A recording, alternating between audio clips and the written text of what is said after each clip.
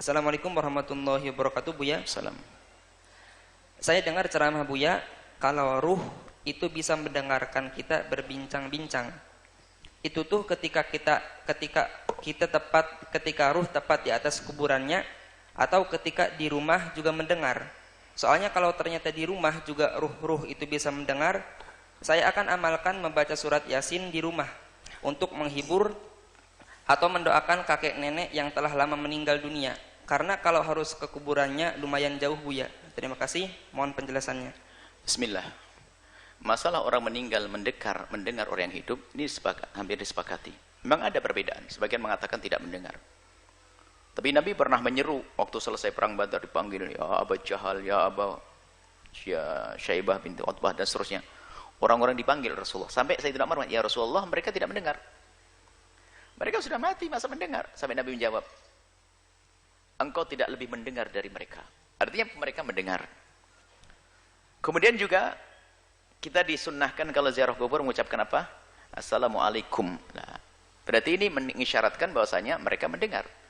Mereka mendengar salam kita. Assalamualaikum ahlad diyar minal mu'minin wal mu'minat wal muslimin wal muslimat wa inna insyaallah bikum lahikun nas'alullaha wa lakumul afiyata. Nas'alullah lana wa lakumul afiyata. Hadis sahih. Baik, masalah mendengarnya orang meninggal dunia adalah sudah jelas. Tidak usah bertanya lagi, tidak usah ragu lagi. Orang meninggal dunia mendengar omongan. Bahkan dalam hadis juga, waktu ada orang mengkubur, dia akan mendengar terompah kaki berjalannya. Di saat meninggalkannya, dia mendengar semuanya. Kemudian yang kedua, tempatnya alam barzah itu bukan di kubur itu. Kubur itu menyimpan jasadnya, seorang manusia. Alam barzah ini sampai digambarkan, dia sudah alam. Jadi alam itu ada alam rahim, ada alam dunia, ada alam barzah, ada alam akhirat nanti. Ada alam rahim dengan alam dunia itu beda. Gedean mana? Gede alam dunia. Jadi alam rahim dengan alam dunia, gede alam dunia. Apakah setelah itu ada orang pengen masuk lagi ke rahim? Enggak ada. Alam barzah itu dengan alam dunia sampai dikatakan seperti perbandingannya seperti alam rahim dengan alam dunia. Gede alam barzah, enggak tahu. Seperti apa dan di mana tempatnya? Anda mati baru tahu nanti. Nah. Kemudian setelah itu ada alam akhirat, surga dan neraka. Wah, yang luasnya sudah. Nah. Jadi alam barzah itu beda dengan alam dunia. Undang-undangnya pun beda. Sampai Imam Malik mengatakan mereka itu punya roh mutlak, tidak terikat dengan materi.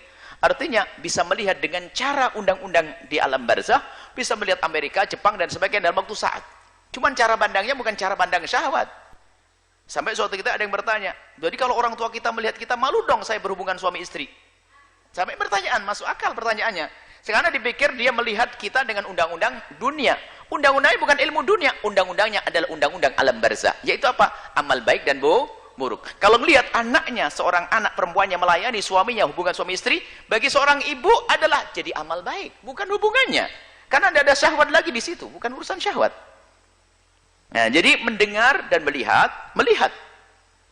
Baik, Anda tidak usah ke kubur pun doa sampai. Tidak harus pergi ke kubur. Adapun pergi ke kubur ini babnya beda. Masalah ziarah kubur yang diajarkan Nabi. Bukan masalahnya adalah masalah doa. Kalau doa Anda di mana saja berdoa. Doakan dia. Doakan beliau-beliau yang telah meninggal dunia dimanapun Anda berada. Kemudian, adapun masalah ziarah kubur ini banyak faedahnya.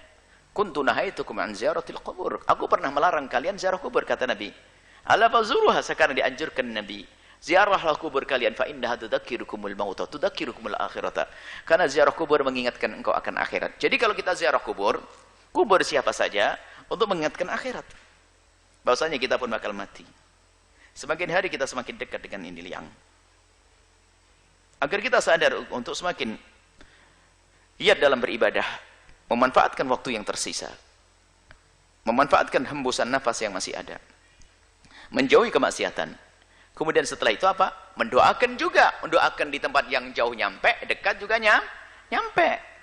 Jangan sampai ziarah kubur hanya ngelihat tok, tidak berdoa. Keterlaluan benar Anda itu.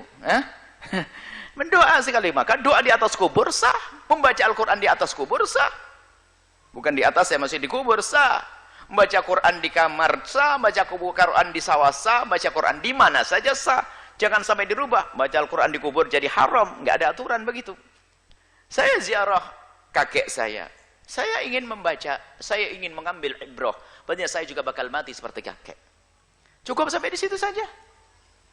Kok pelit banget kamu, nggak pernah doain? Ya doa dong.